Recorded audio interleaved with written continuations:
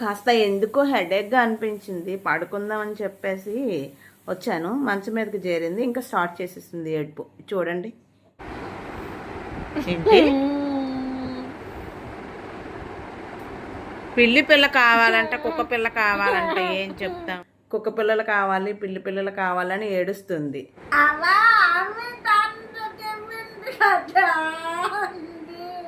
Aunty అమెజాన్లో అని చెప్పారా? సరే సరే సరే.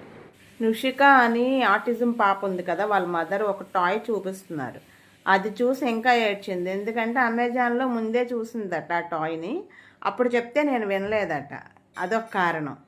ఈ కంటెంట్ చాలామంది ఇష్టపడకపోవచ్చు, చాలామందికి ఆటిజం గురించి తెలియకపోవచ్చు, కానీ స్పెషల్ కిడ్స్ ఉన్న పేరెంట్స్కి మాత్రం చాలా బాగా తెలుసండి.